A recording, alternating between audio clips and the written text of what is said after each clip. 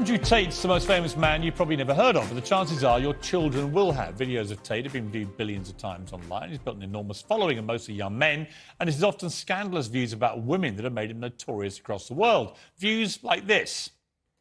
So I think my sister is her husband's property, yes. When a bride is walking down the aisle to marry the groom, the father walks next to her and gives her away. True or false? Tate's opinions on mental illness are equally controversial. I don't believe in depression. Don't message me about depression because I don't believe in it. If you're asleep in your bed in the middle of the night and you hear a noise and you believe in ghosts, now you're afraid.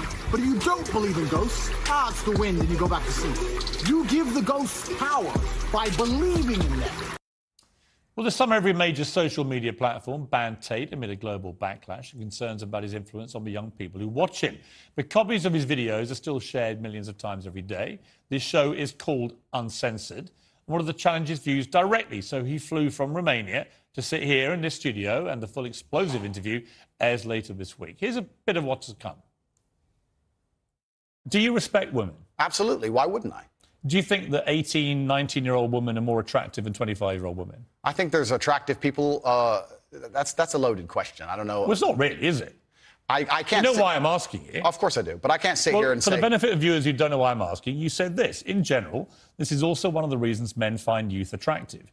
You want to blow up the internet? I'll blow up the internet right effing now. The reason 18 and 19-year-olds are more attractive than 25-year-olds is because they've been through less dick.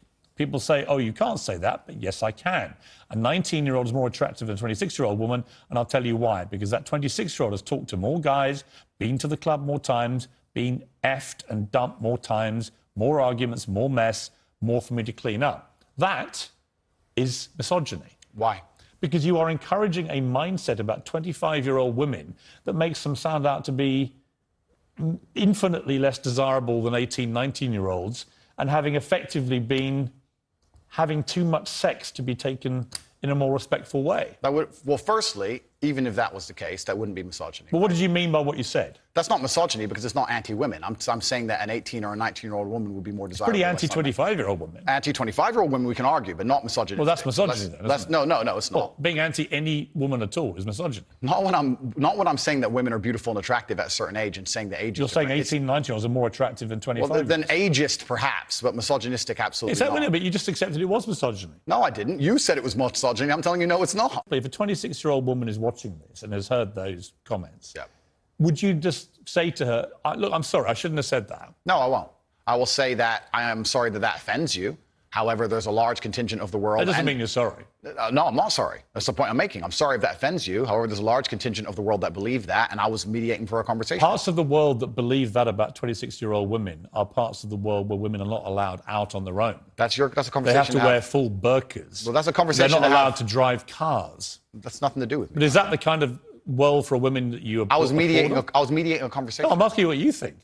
I don't live in a country where that happens. You're using that as the excuse for why you're not sorry for saying it. It's not an excuse. Is that there are parts of the world where this is fine? My friend. So my question to you is, well, do you think it's fine? I don't think it's fine. I live in a world where... You don't think it's fine?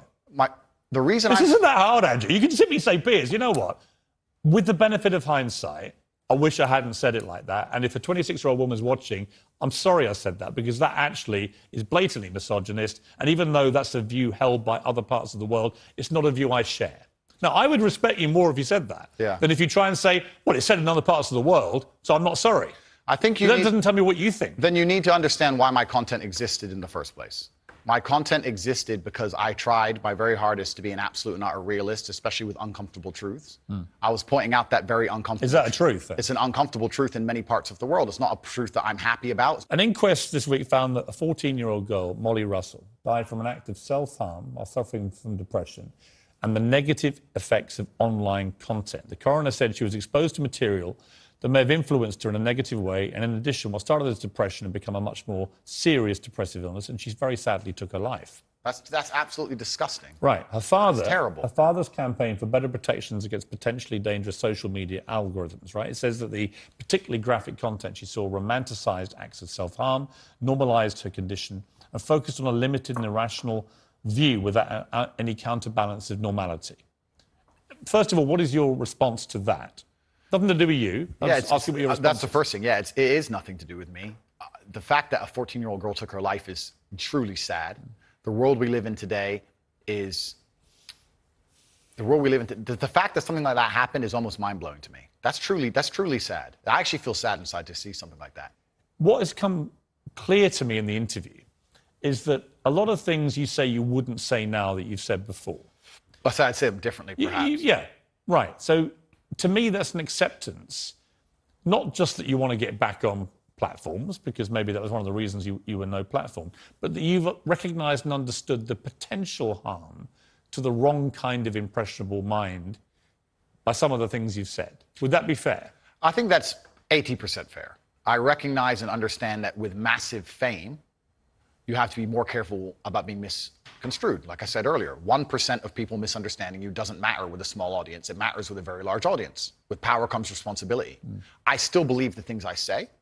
I do not want to be a negative force for the world. I also understand that I am a man who's lived a very difficult, nuanced life, and I am capable of making nuanced points that may be misunderstood by teenagers. However, that can be said about anybody and everything. Every opinion online can be misunderstood by children. Trying to protect children from the internet is a very interesting subject in and of itself, because I would argue that 80% of the content on the internet can be negative or detrimental.